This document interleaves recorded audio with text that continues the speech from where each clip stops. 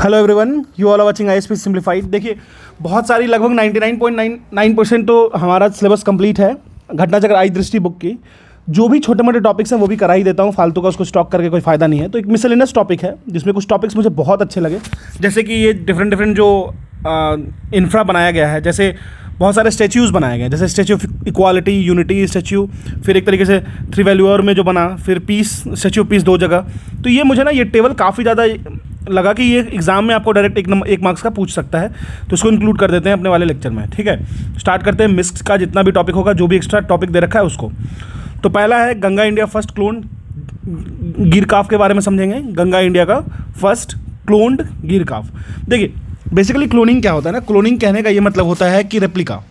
जैसे किसी भी इंसान का अगर रेप्लिकेट करेंगे हम लोग उसके डीएनए को लेके, उसके हेयर को लेके, उसके स्किन को लेके, तो एक रेप्लिकेशी जो आएगा, एक बहुत सारा रेप्लिकेसी जो आएगा, जो मैच करेगा जो एक दूसरे के कैरेक्टर से, तो उसी को हम लोग कहेंगे क्लोनिंग। तो बेसिकली मार्च 16 2023 को नेशनल डेयरी रिसर्च इंस्टीट्यूट, देखिए पहला एक करंट अफेयर स्टैटिक पोर्शन यहाँ से जनरेट हो जा रहा है। वो क्या हो रहा है, national dairy research institute NDRI जो है ना, वो है आपको करनाल हरियाणा में। उन्होंने प्रोड्यूस किया है वर्ल्ड का पहला, कंट्री का पहला cloned female calf of the देसी ब्रीड गिर नेम्ड गंगा। ठीक है, 2 फीमेल काफ को क्लोन किया गया है, देसी ब्रीड है। ठीक है, चलिए अगर हम लोग बात करें तो नेशनल डेयरी रिसर्च इंस्टीट्यूट जो ICAR के एम्बिट में काम करता है, ठीक है, वो पहला इंस्टीट्यूट बना है कंट्री का जो प्रोड्यूस किया है clone calf of A cattle. ठीक है, यंग वंस मतलब उसके बच्चे को क्लोन किया गया है। क्लियर है। अब चलिए, गिर जो काव होती है वो एक नेटिव ट्रैक्ट है, जिसका बेसिकली अगर हम लोग नेटिव ट्रैक को देखें तो वो गुजरात से बिलोंग करती है और बहुत ज़्यादा पॉपुलर है for docile nature, disease resistance, heat tolerance and high milk productive quality.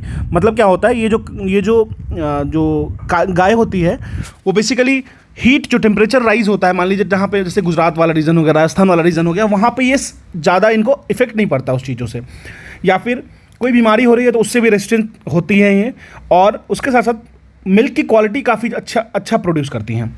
अगर हम लोग बात करें, जो न्यूबॉर्न क्लोन फीमेल काफ है उनका नाम रखा गया है गंगा, जिनका वेट है 32 kg। यह प्रोजेक्ट स्टार्ट हुआ 2021 में, किसके द्वारा, NDRI। कोलैबोरेशन था इसका उत्तराखंड लाइव स्टॉक, मतलब NDRI plus Uttarakhand live stock ने मिलकर इसको बनाया। चलिए अब चलते हैं, एक है आपको डेवलपमेंट बोर्ड ULDB जो देहरादून है उत्तराखंड का, उसके साथ मिलकर के। क्लियर है। तो जो क्लोनिंग किया गया है वो इंडिजिनस काव है, जैसे कि का ही पॉसिबल है किया जाएगा। इसका एक रीज़न ये है, देखिए क्लोनिंग में ना बहुत सारे कंडीशंस होते हैं। ठीक है, हालांकि मैं उतना डीप में नहीं बताने वाला हूँ इसको, लेकिन क्लोनिंग में बहुत सारे कंडीशंस होते हैं जो कि बहुत सारा चीज़ अलाउ भी नहीं किया जाता है, ये भी ध्यान रखिएगा। तो जो इंडिजिनस काव होंगे उसके क्लोनिंग होंगे, जैसे गिर, साहिवाल, रेड सिंधी। ठीक है, अब हम लोग बात करते हैं ICAR, Indian council agriculture research, जिसकी नेशनल डेयरी रिसर्च इंस्टीट्यूट है। फाउंडेशन स्टोन रखा गया था NDRI का बेंगलुरु जुलाई 1 1923 को, और लेटर इसका हेडक्वार्टर शिफ्ट कर दिया गया करनाल में 1955 में। क्लियर है, ये काफ़ी इंटरेस्टिंग फैक्ट था। अब हम लोग पढ़ने वाले हैं सावित्रीबाई फुले जी को, उनके बर्थ एनिवर्सरी को सेलिब्रेट किया गया है प्राइम मिनिस्टर नरेंद्र मोदी जी के द्वारा, उसको समझते हैं। देखिए सावित्रीबाई फुले, अगर आपको वुमेन एजुकेशन की बात आती है ना, वुमेन एजुकेशन की बात कहीं भी आएगी, और अगर आप सावित्रीबाई फुले को मेंशन नहीं करते हैं, ज्योतिबा फुले को मेंशन नहीं करते हैं, तो you are lagging in something and you know it what. तो स्टार्ट करते हैं। रिसेंटली जनवरी 2023 को प्राइम मिनिस्टर नरेंद्र मोदी जी ने होमेज पे किया है सावित्रीबाई फुले जी को उनके बर्थ एनिवर्सरी पे। एक दलित वुमेन थी, माली कम्युनिटी से बिलोंग करती थी सावित्रीबाई फुले। जन्म हुआ था उनका जनवरी 3 1831 को। कहाँ पे, तो नायगांव विलेज, सतारा, जो कि महाराष्ट्र में है। उन्होंने शादी किया ज्योतिबा फुले से 1840 में। आप देखिए 1840 में वो शादी की हैं और उनका डेट ऑफ बर्थ है 1831। समझ रहे हैं, सिर्फ 9 ईयर्स में। लेकिन एक चीज़ समझिए, चाइल्ड मैरिज तो उस वक्त होता ही था, लेकिन यहाँ से एक टर्न हुआ। ज्योतिबा फुले उनको सपोर्ट किए, काफ़ी ज़्यादा एजुकेशन में सपोर्ट किए, और उनको एक तरीके से इस तरीके से उनको एक मोरली बूस्ट किए कि वो वुमेन एजुकेशन सिस्टम पे काम करना शुरू की, और बहुत ही अच्छा काम किए हैं। इनकी वजह से बहुत सारे चेंजेज आए हैं। तो जो इन्होंने ज्योतिबा फुले एंड सावित्रीबाई फुले दोनों मिलके एक स्कूल खोली थी फॉर गर्ल्स। कहाँ पे, तो विजयवाड़ा पुणे में 1848 में। आप समझ सकते हैं 1840 में शादी की 9 ईयर्स की थी। आप सोचिए 1848 में, मतलब कितना हुआ,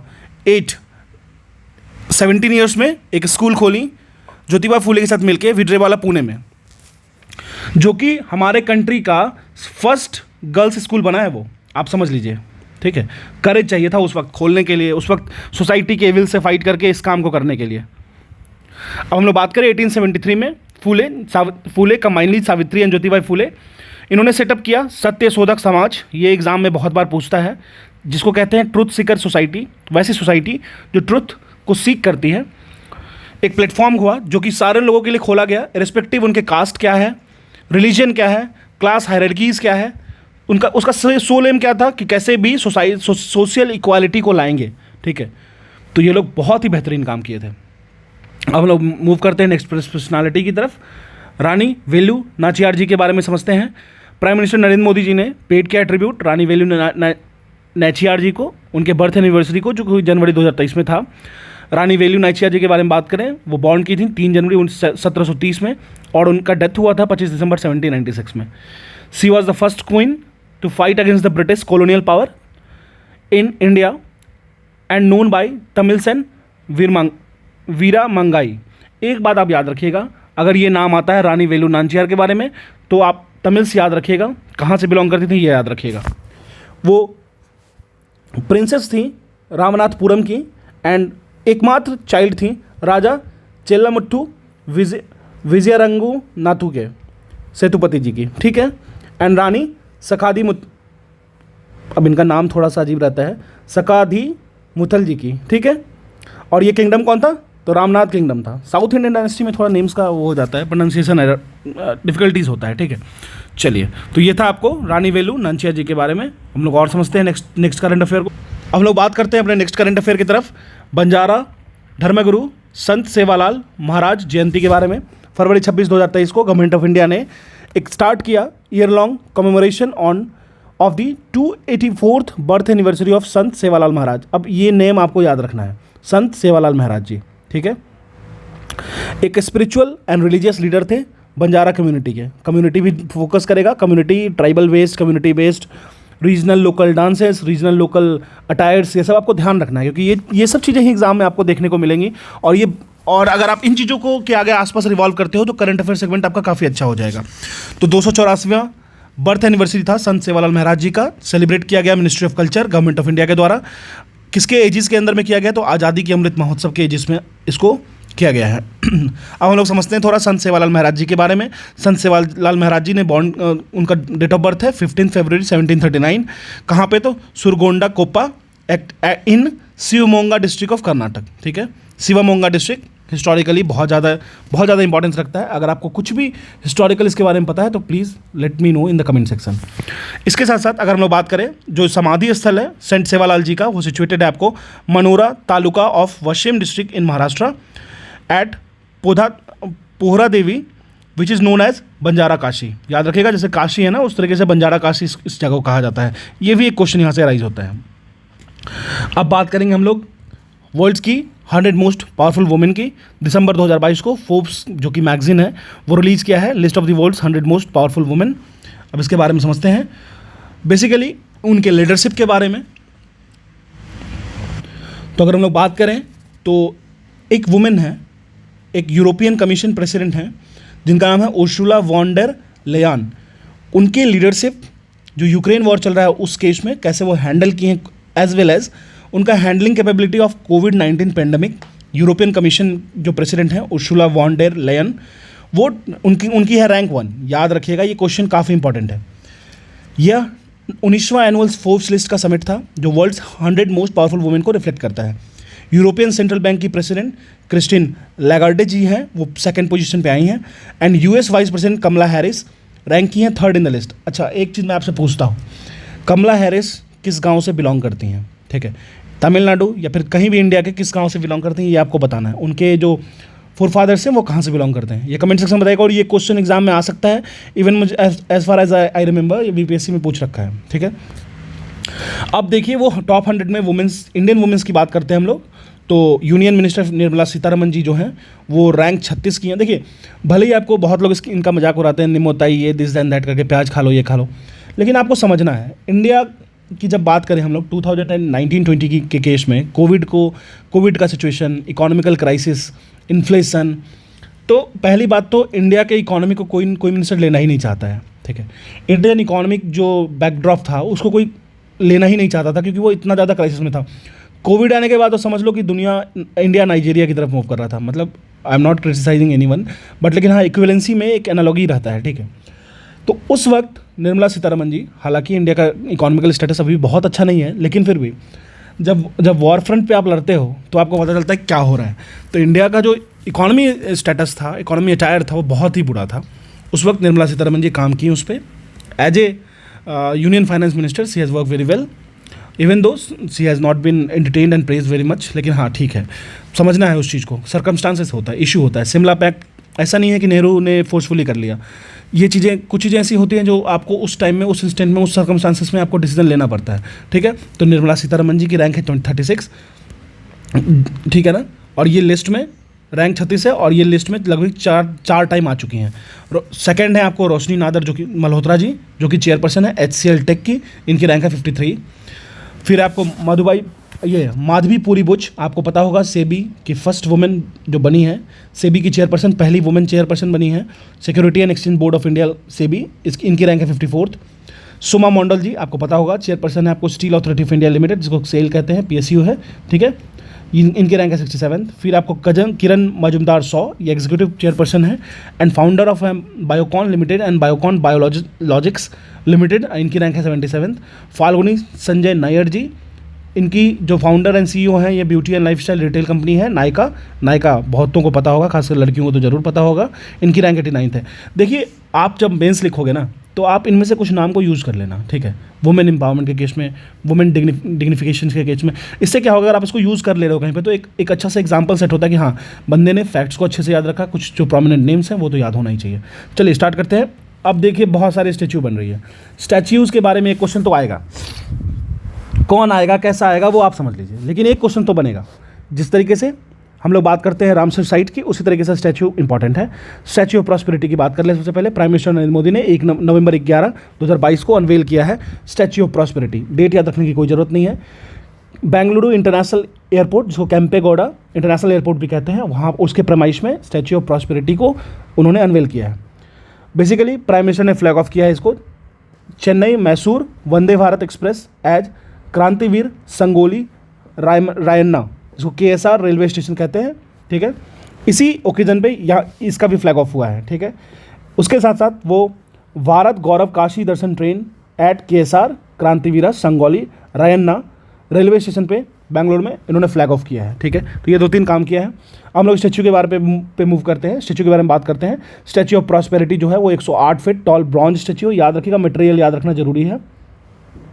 108 टॉल फीट ब्रॉन्ज स्टैच्यू है बेंगलुरु, और जो बेंगलुरु के फाउंडर थे नादा प्रभु केम्पेगौड़ा जी, उनका है।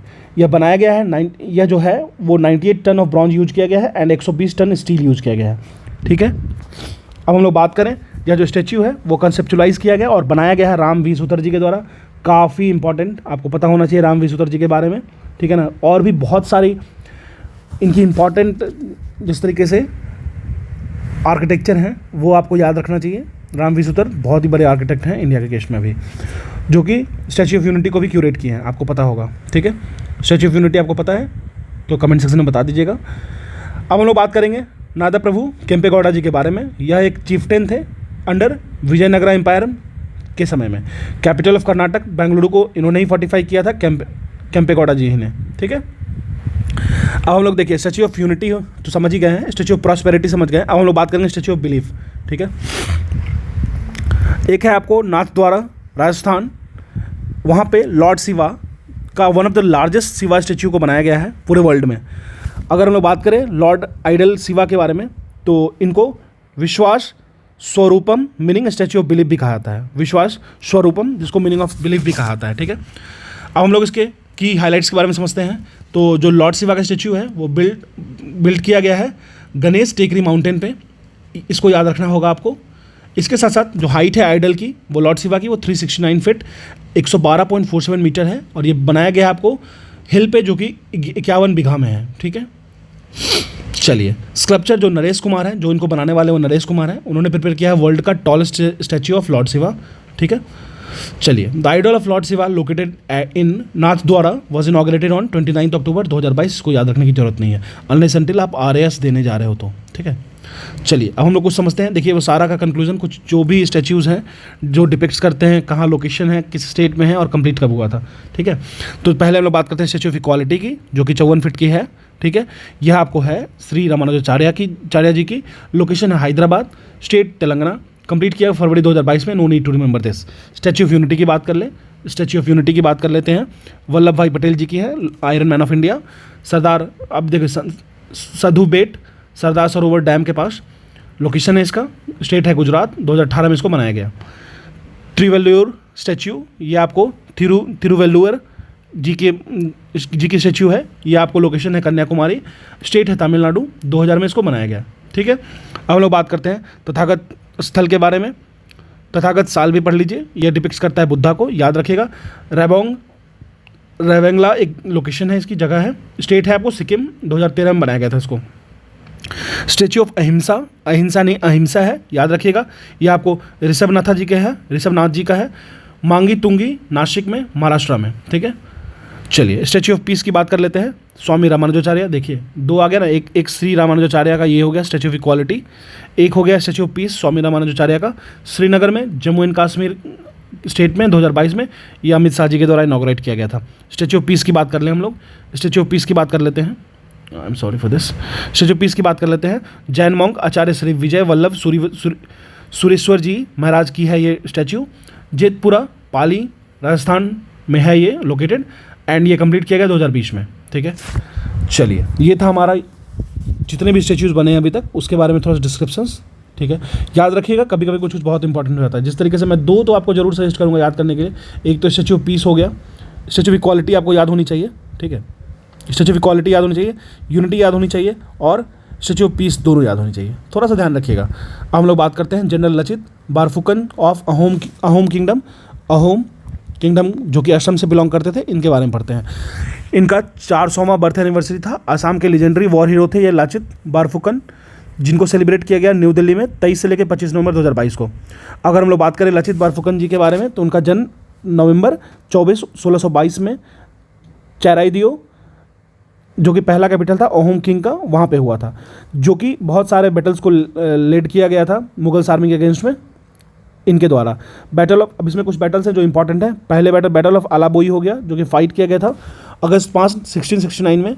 अलाबोई हिल्स, जो कि दादरा एंड कामरूप डिस्ट्रिक्ट के आसपास है, याद रखिएगा अलाबोई हिल्स। बैटल ऑफ सरायघाट काफ़ी इंपॉर्टेंट है। ये आपको लचित बारफुकन, जिनको इस वॉर में ये लीडर की तरफ एक्ट किए थे 1671 में। बैटल ऑफ सरायघाट हुआ था, जो कि बेसिकली एक जो भी अटेम्प्ट कर रहे थे मुगल के फोर्सेस कि कैसे भी जो कि राम सिंह वन के नेतृत्व में अहोम किंगडम को अपने में मिलाना चाहते थे। ठीक है, अब हम लोग बात करेंगे अहोम किंगडम के बारे में। इस्टेब्लिश किया गया था 1228 को in Brahmaputra valley of Assam. Brahmaputra river आपको पता होगा। ठीक है, तो ये उस वैली में 1228 में अहोम किंगडम को सेटअप किया गया। यह किंगडम जो है वो अपनी सवर्निटी को 600 साल तक बनाए रखी। किंगडम को फाउंड किया गया था आपको चोंगलुंग सुखपा 13वीं सेंचुरी के रूलर थे, उनके द्वारा। Ahom state dependent upon basically forced labour पे। Those force to work for the state were called the paikas. ठीक है, चलिए ये हो गया हमारा आज का मिसलेनियस का जितना भी टॉपिक थे वो। इसी तरीके से अब 99.99% कंप्लीट हो चुका है। देखिए कुछ रह गया है तो खुद से भी आप कर सकते हैं, उसमें कोई दिक्कत नहीं है। वक्त मिलेगा मैं डाल ही दूंगा। ठीक है, मिसलेनियस वाला टॉपिक कर लिया हूँ। आगे और आपको कुछ लगे कुछ भी, एक चीज़ और है, अभी यूपीएससी दे लो, फिर ईपीएफओ एग्ज़ाम हमारा नज़दीक रहेगा। ठीक है, ईपीएफओ के लिए कुछ भी जो भी सीरीज शुरू करना होगा, कोई बुक्स कराने होंगे, कोई भी स्पेसिफाइड चीज़ें होंगी, तो आप कमेंट सेक्शन में बता सकते हो। ठीक है, अगर आपको इसकी पीडीएफ चाहिए, you can join our Telegram channel ISP Simplified. If you need anything in your content, in your self conscience, you can say. Thank you.